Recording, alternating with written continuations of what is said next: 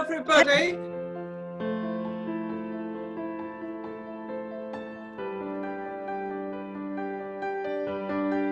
Thank you all for zooming in to join Catherine and I today at the start of Children's Hospice Week. I was going to start, before I asked all of you to share your experiences, by describing what I felt like when I first went to visit a children's hospice. Helen and Douglas House, as it was then, Helen House. I think it was about 13 years ago.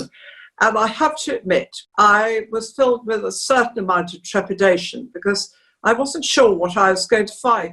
When I arrived, I was totally amazed by what I found, the feeling of warmth and laughter and happiness. And since then, I've obviously visited Children's Hospice South West, and whatever hospice, children's hospice I've been to, I've felt that same warmth and laughter. And obviously the nurses and the carers who look after these children are the most wonderful people.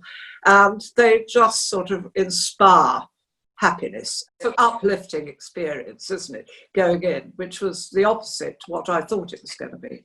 Obviously, I'm a massive fan of the work that the staff do, and the fact that, families are able to live as close to their home environment as they possibly can in what is really difficult circumstances is extraordinary. And it's a credit to the staff really that can provide the environment to help them go through, whether it's long-term care or short-term care. It's really awe-inspiring. How is everything at the moment going for you within, with the pandemic and everything like that? Has it put lots of extra challenges on the service that you provide for your families? Absolutely. It means that we've had to be very agile on our feet in terms of responding to the changing needs of families. Obviously, most of our families are shielding very vulnerable people, young people, and not wanting many of them to venture from their homes.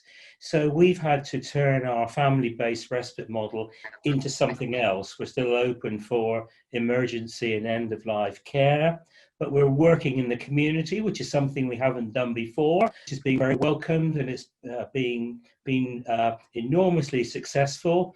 And it won't surprise you to know that we're working virtually as well. So it's been a very interesting experience. And Clare, perhaps you at Helen House would like to tell us a bit about how you're getting on there. Our doctors have never done as many outreach visits, and nor of our team. So a different way of working and holding situations in the community which are much more complex than we would have dared to before.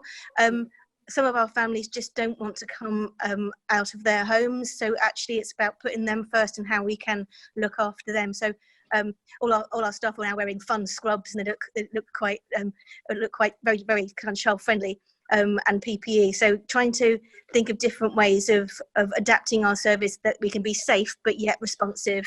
Change is always difficult, and there's always a range of adaptation to change. But I think the very fact that they're able to provide what they can to families in these straitened circumstances lifts morale, and it gives a real sense of purpose. How easy is it for other families to connect to each other at the moment and to share that same network that they perhaps had before? It's really hard, actually. So normally if we had a new family, they'd come in and there'd be another family in. And at the moment, they're having to kind of do that almost from a distance. A little boy that died on Saturday, we were able to have his grandparents not in the building, but in the garden, and the weather's been good. So it's looking in ingenious ways of how we can help that to happen. Eddie, do you think you could tell us all about your experience with children's hospices? It was to Helen House in Oxford that my late wife and I and our two children, as they were then, went to receive the enormously valuable and loving care that we experienced there from 1984 until 1995. And our eldest daughter died there. And it was that place that you've both described. It was a place of wonderment, really, of people doing their utmost to care for your child as you wanted them cared for, and the utmost attention to detail and loving care just scooped us up.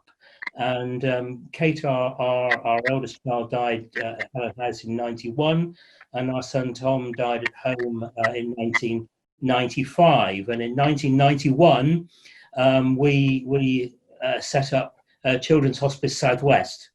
And so what we could say this afternoon, I think, is that Helen House really inspired the whole of the children's hospice movement.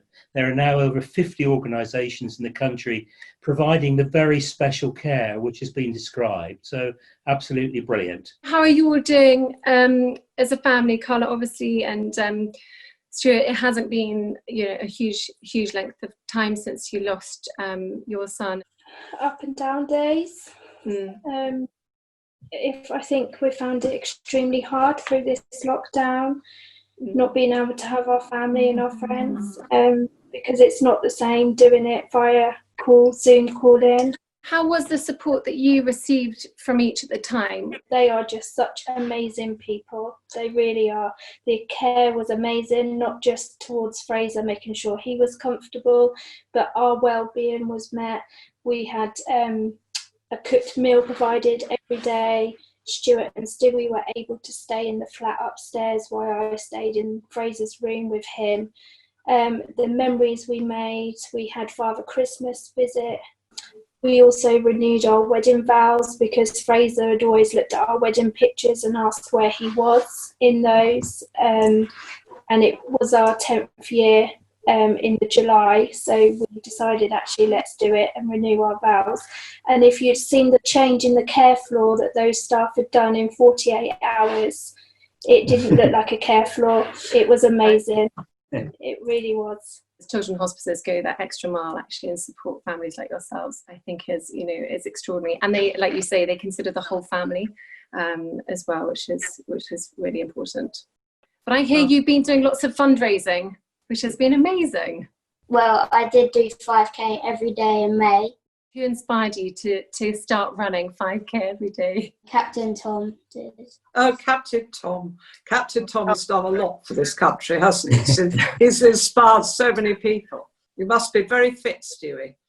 We'd like to thank everybody who works for hospices across the UK for the incredible job you do and allowing families to treasure their moments together. I think that's so important, and it's entirely due to all of you that it's able to happen. And thank you so much for coming on. Stay safe and stay safe. Thank you. Bye.